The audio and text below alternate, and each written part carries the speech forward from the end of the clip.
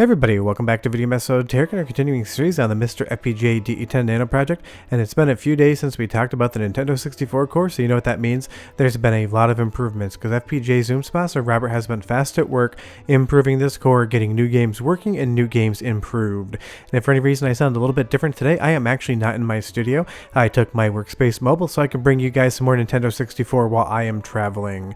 But let's get right into everything that is fun going on here with the current MiSTer setup.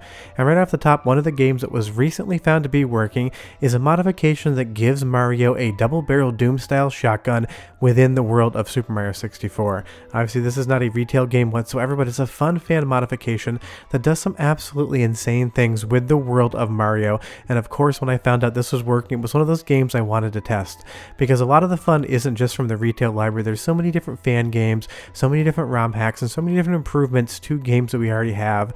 Getting these things running on the core is fun as well, because it expands what is actually a very limited library for the 64.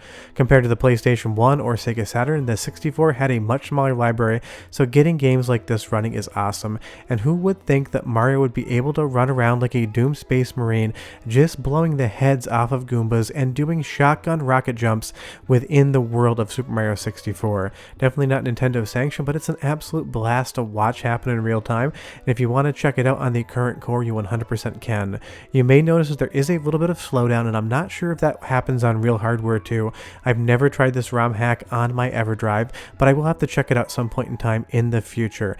But there's so much fun to be had on the current MiSTer core, and a lot of these ROM hacks where people are testing now, waiting for Robert to come out with TLB, it gives us a little bit more life and a lot more fun things to talk about. But honestly, just watch this jump here. Normally Mario would do a double jump, and that's totally fine.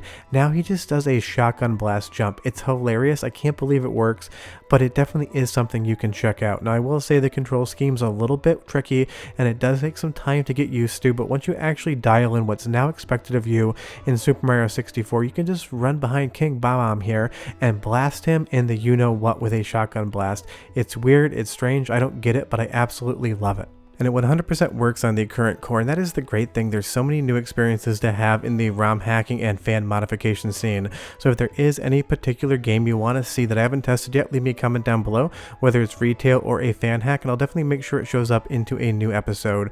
But if you want to run around in Super Mario 64 with a double-barrel Doom shotgun, you can do that today. Now, moving on to a game that definitely existed back in the day and is not a fan hack is going to be Diddy Kong Racing.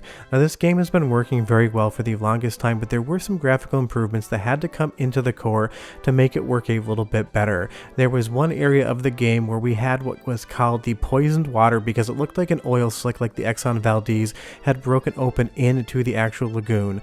Now all of the water in the game everywhere looks exactly like it should, the same color palette and colorways as real retail Nintendo 64 hardware, and that's where the core currently is. On the games that just 100% work, we're into graphic bug fixing territory, but when those bugs do get fixed, it does bring alive a lot of other games, because pretty much anytime Robert comes around and fixes a bug for one game specifically that he references in the release notes, it seems like 5 or 6 other games benefit from those bug fixes as well.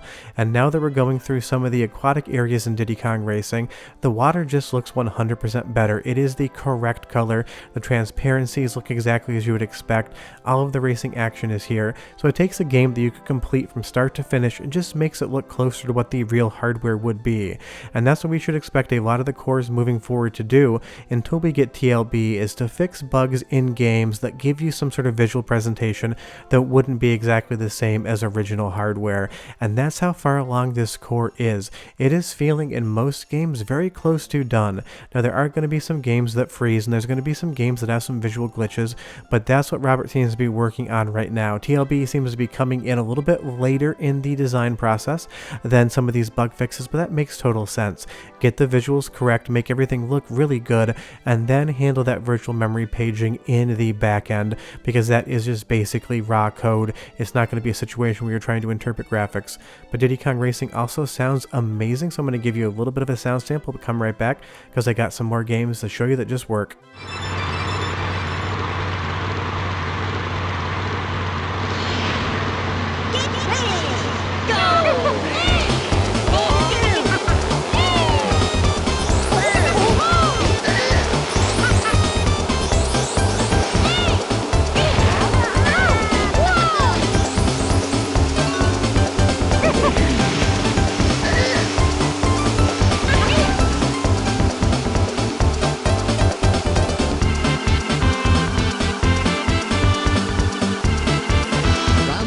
Sounds exactly like Diddy Kong Racing should, and all of this just seems amazing right now.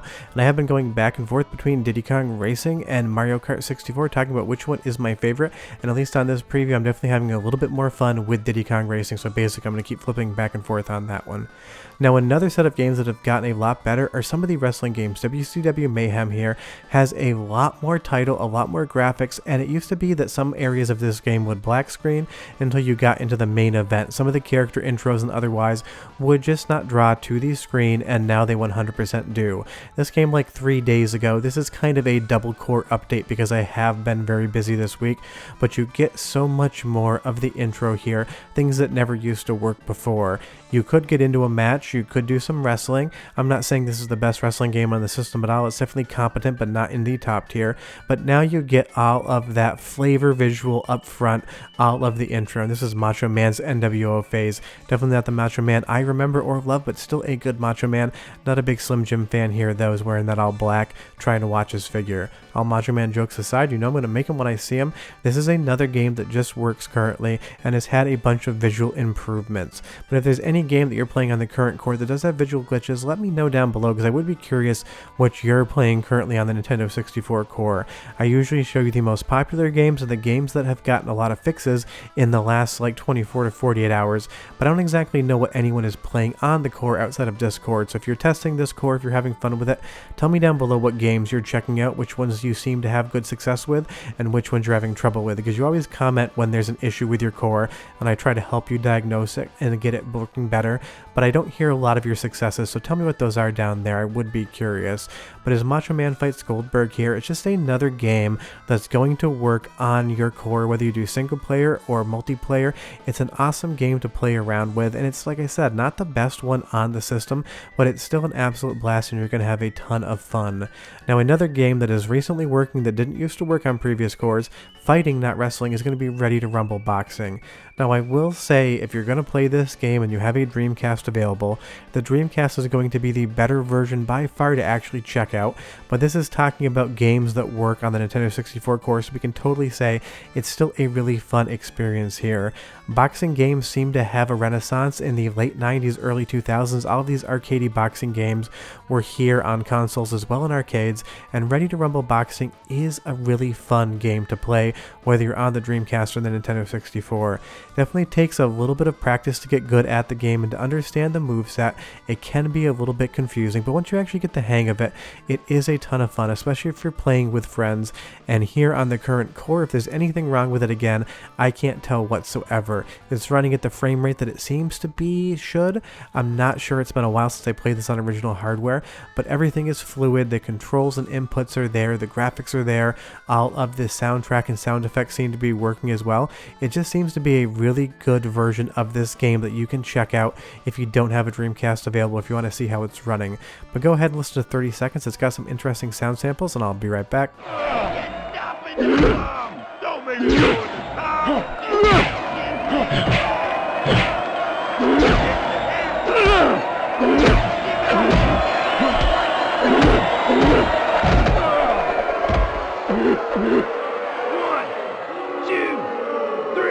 I mean, the soundtrack is what it is. It's not a great soundtrack, but it works for boxing, but you get a lot of compressed voice samples there that do sound good on Nintendo 64 hardware, if a bit muffled, and do sound accurate here on the core.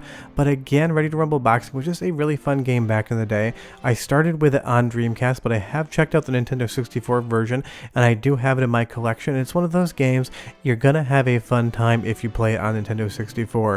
And if you want to play it on the current core, it's 100% something you can do. Just bring a friend, because I would say the CPU is definitely unfair and it's going to beat you 10 out of 10 times. Now, moving on to a game that isn't that much fun but is very interesting technically is Mario Artist Paint Studio. This is going to be another one of those 64 DD games that has been hacked to work on a Nintendo 64 ROM image without the DD hardware, because at this point in time I don't know whether or not DD hardware will ever get incorporated into the core, and honestly I wouldn't really miss it if it wasn't. There's a few interesting experiences and you do need some disk changing on a few games to really really appreciate all of what it offers, but if it doesn't make MiSTer, it's really not going to be the biggest loss in the world in my opinion, but you can tell me what you think down below. But seeing DD games run on the core, those converted DD games, is just so fun to see from a technical perspective, and some of these are really interesting. Obviously they're not games, they're more of artistic experiences, but there are 3D worlds here that you can run around and play around with, and we can make this robot look like he spent all night drinking by giving him some really bloodshot eyes if we so want. It's really interesting that this is what Nintendo went with when they decided to make the 64 DD. Feels like it meant to be a game system, but as so many games are converted back over to cartridge, they really didn't have much of a library left that would require the DD, so they made all of these Mario Artist games, which are intriguing from a design perspective, but really don't do much in the gameplay department. But they do work on the current core, and a lot of you have been asking to see more DD content, so that is what you're getting here. You can check out Mario Studio today, and you can get an earful of the awesome soundtrack this game has, probably the best part, so listen for 30 seconds and I'll be right back.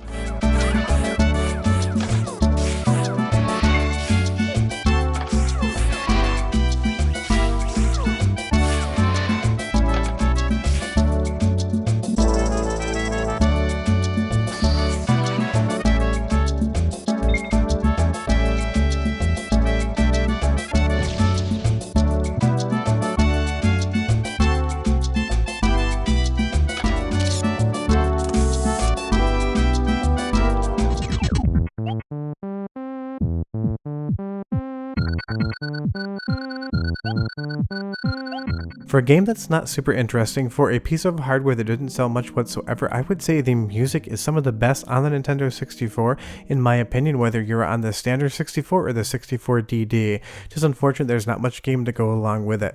Now moving over to Jet Force Gemini, I will say right now, don't get too excited. You're going to see Jet Force Gemini gameplay footage. It is going to be running until it freezes, but this is all done with hacking in the background, trying to remove some TLB checks and otherwise get into a game that shouldn't be working because of the lack of TLB.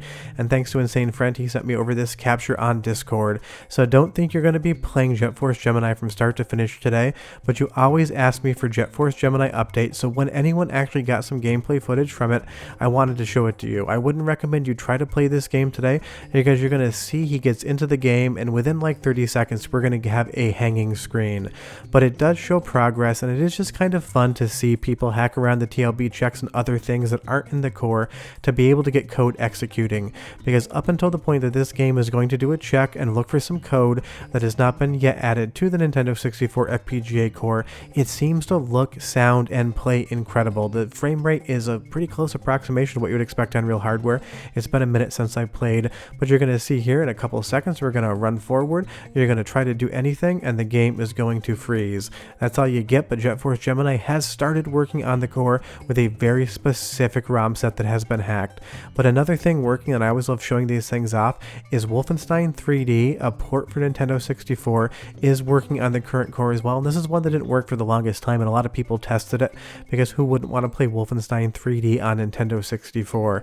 And you guys love to see these different emulators running on the core or different ports. So if you can think of anything else, leave me a comment down below. But I will have a very special episode coming up soon where I take a look at just one game on the current core, testing it and talking about just how impressive that game and the core has become. But Wolfenstein 3D is one of those classic games. It was basically on every single console you could imagine, but it never actually came to the Nintendo 64, so of course fans are going to port it, because just like Doom, it has to run on absolutely everything. Now control wise, it's not the greatest experience if you use a regular Nintendo 64 control pad, definitely better with a mouse and keyboard, and I know people have been playing around with the Nintendo 64 mouse support on the core, so maybe that'll be something that works a little bit more, or we can show more in the future. But first I actually have to find the Nintendo 64 mouse. I do not have one in my collection. But again, just seeing stuff like this work is so impressive. There's been a lot of improvements to the wrestling games. I'll be showing more in future videos. Stunt Racer also works really well right now. I just cut that for time on this video because I am traveling for work and I'm not available to do absolutely everything on this video, and I like to keep a little content for the future. But if you want to play Wolfenstein 3D on the Nintendo 64 core today, you can 100% do it. And if you need any help setting any of this up, don't forget I just recently did a core setup guide to get you playing Nintendo 64, because it does not come down and update all. but Wolfenstein 3D is such a classic game, and it's so interesting to watch it play here on the Nintendo 64 core. It's a port within a core for hardware that you probably have under your TV. But the big takeaway this week, for me at least, is Diddy Kong Racing has improved.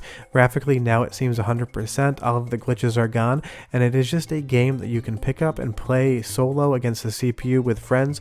Do whatever you want. This is the Diddy Kong Racing you know, love, and remember, and on the Nintendo 64 core, if it's not perfect, I sure as hell couldn't tell. But that is the current batch of updates for the Nintendo 64 on MiSTer as of the recording of this video. I'm doing it on Halloween around 1 p.m, so this comes out tomorrow. Maybe something new happened. I'll definitely update the video this weekend into early next week. But it's so much fun to see these cores get updated, and it's really interesting to go from a period in time in which you got a lot of new games running on the core to getting improvements to visuals and other smaller things. We're getting close to the home stretch, folks, and you never know, maybe by Christmas we'll have one game playable. See you next time. Bye bye.